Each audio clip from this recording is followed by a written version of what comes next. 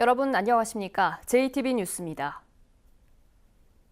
오늘 아침까지 전라북도 전역에 많은 눈이 내렸지만 대설주의보는 대부분 지역에서 해제됐습니다. 내일부터는 매서운 한파가 찾아오겠습니다. 현장에 나가 있는 취재기자 연결해 자세한 상황 알아봅니다. 주혜인 기자. 네, 현재 대부분 지역에 눈은 그친 상태입니다.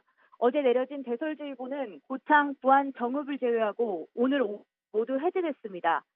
현재까지 임실 24.5, 장수 23, 진안 19.5, 전주 8.1cm 등의 적설량을 기록했습니다.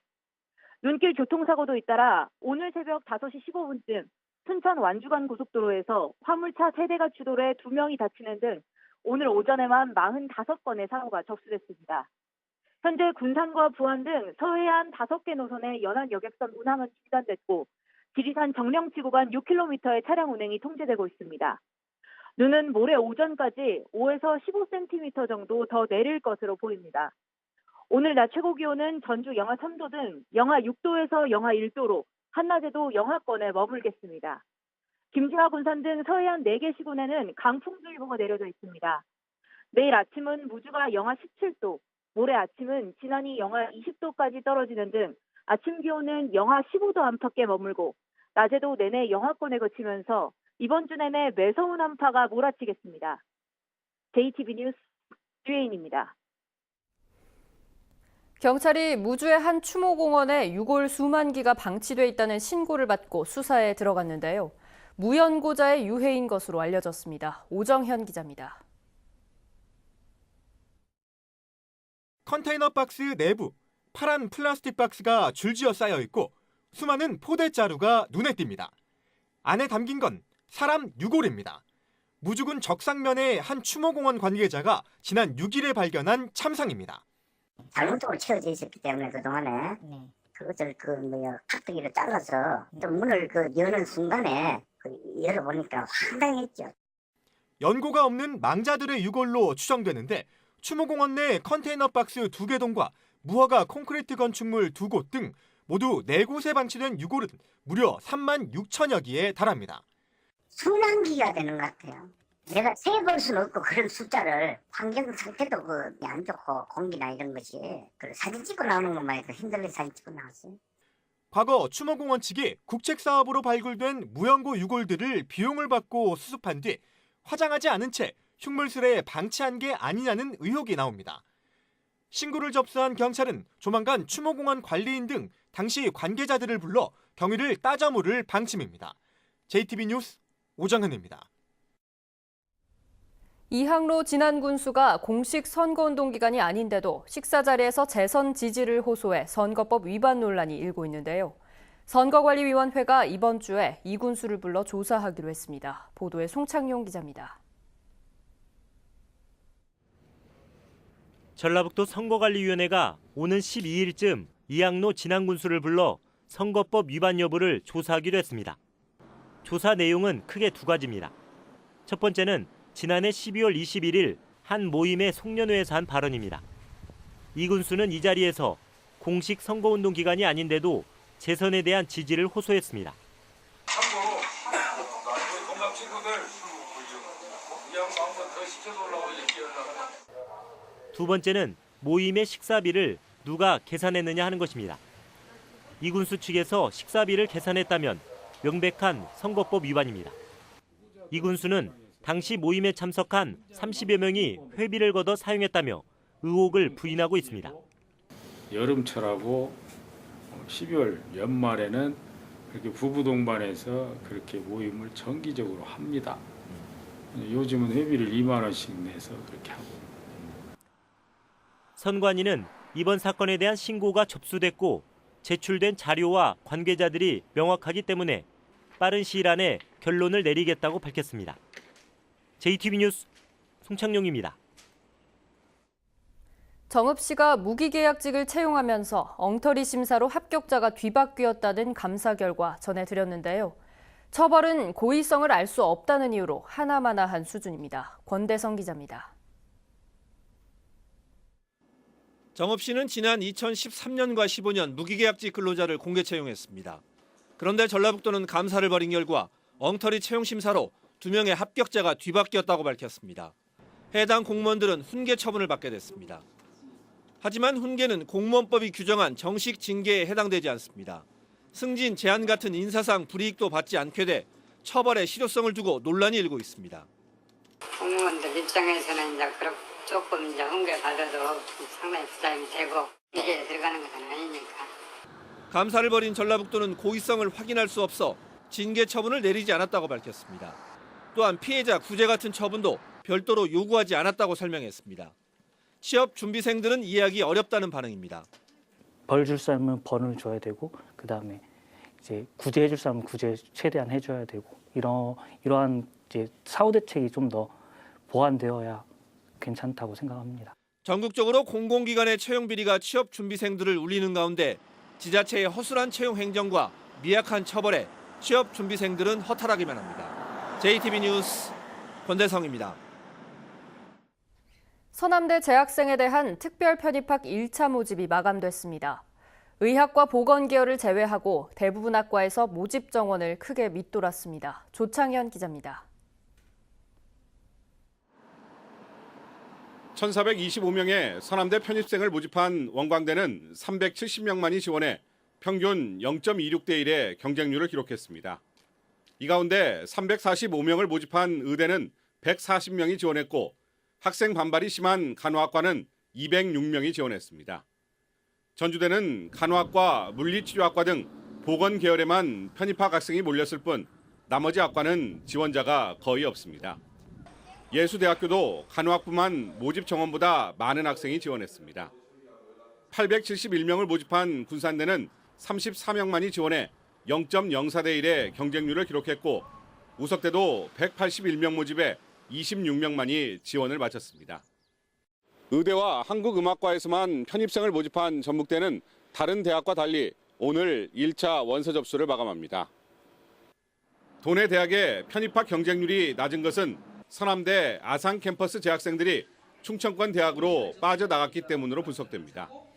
또 일부 대학에서 서남대생 편입학을 놓고 반대 움직임이 커지고 있어 학생들이 심적 부담을 느끼고 있는 것으로 보입니다. 실제로 이미 폐쇄된 3개 대학교 학생들의 특별 편입학률은 44%에 불과했습니다. 서남대 재학생 특별 편입학 대상자는 1,893명이며 전북과 충청권 등 32개 대학이 편입학을 받고 있습니다. 서남대생 특별 편입학 2차 모집은 이달 31일부터 다음 달 2일까지입니다. JTB 뉴스 조창인입니다. 각 자치단체들의 새해 계획을 살펴보는 순서입니다. 문화특별시 지정과 원도심의 재생사업에 역점을 두고 있는 전주시 편입니다. 김철 기자입니다. 지난해 전주는 관광객 1,000만 명 시대를 열었습니다. 전주시는 올해부터 원도심 330만 제곱미터를 아시아 문화 심장터로 조성해 세계적인 문화 관광도시로 키워나갈 계획입니다. 전라감영 복원사업은 내년 4월 완공을 목표로 올해 본격적으로 추진됩니다. 이를 바탕으로 전주를 문화특별시로 지정하기 위한 법안이 올해 안에 발의될 예정입니다.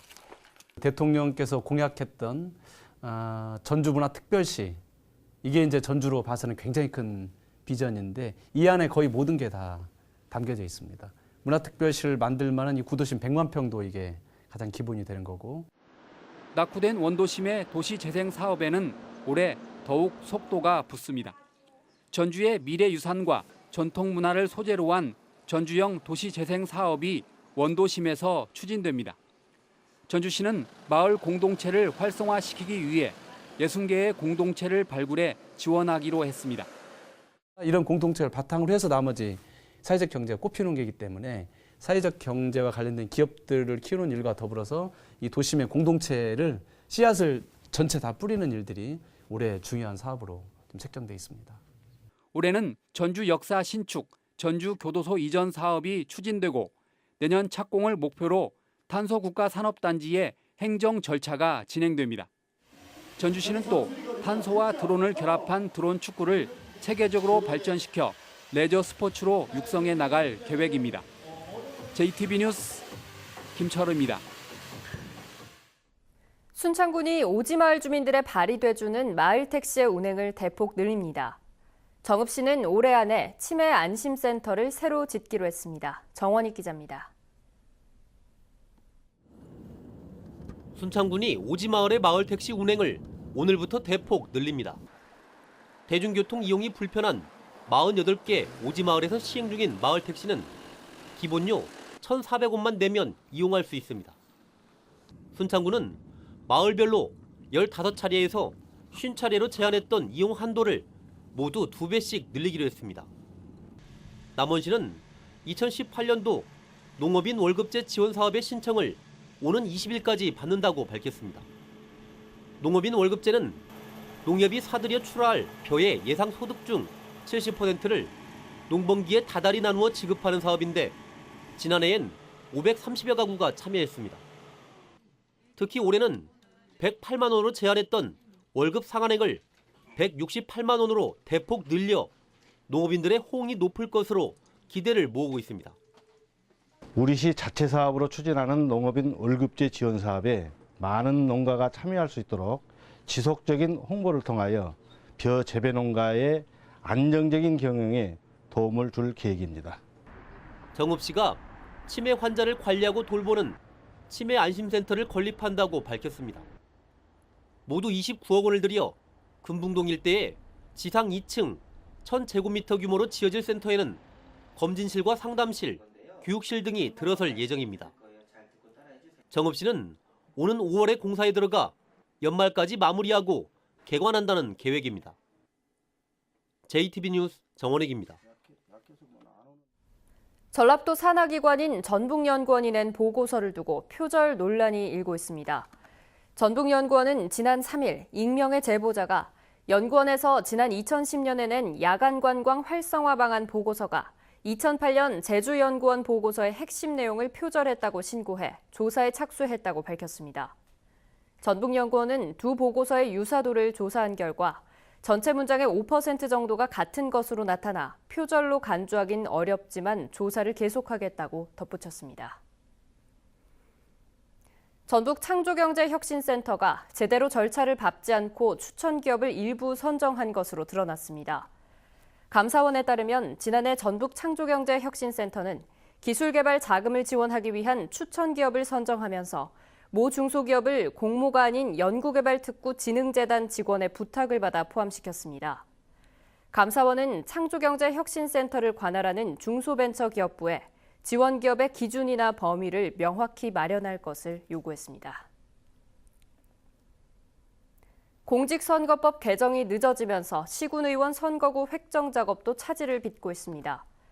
전라북도에 따르면 선거법상 6.13 지방선거일 180일 전인 지난해 12월 13일까지 시군의원 선거구를 획정했어야 하지만 상위의 도의원 선거구를 담은 공직선거법 개정이 늦어져 후속 절차를 진행하지 못하고 있습니다.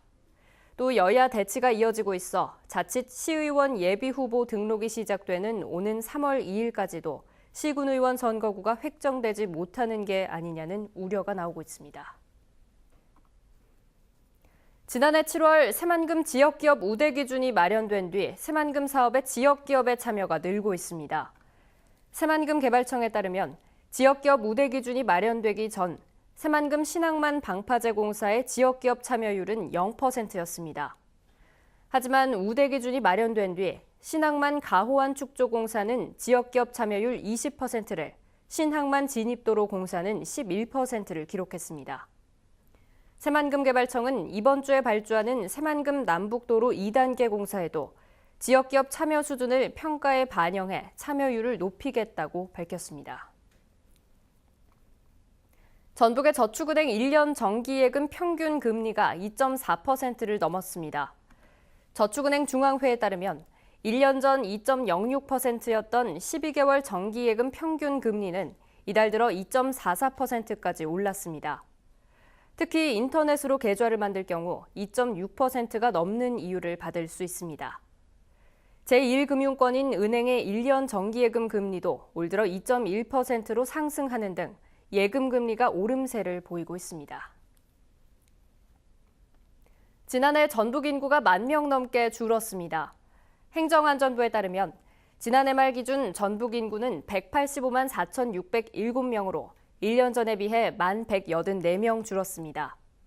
이로써 전북 인구는 지난 2013년 이후 6년째 감소세를 이어갔습니다. 다음은 JTB 전주방송에 이웃돕기 성금을 보내주신 분들입니다. 부안군 부안읍 이화 2마을 주민들이 71만 4천 원, 부안군 부안읍 석재마을 주민들이 29만 원, 남원시 보절면 사촌마을 주민들이 46만 2천 원, 남원시 보절면 금계마을 주민들이 20만 원, 남원시 보절면 신기마을 주민들이 15만 원, 남원시 보절면 내동마을 주민들이 10만 원, 남원시 보절면 안평마을 주민들이 8만 8천 원, 남원시 금지면 내기마을 주민들이 15만 원, 남원시 산동면 식년마을 주민들이 30만 원을 보내주셨습니다. 성금을 보내주신 모든 분들께 진심으로 감사드립니다.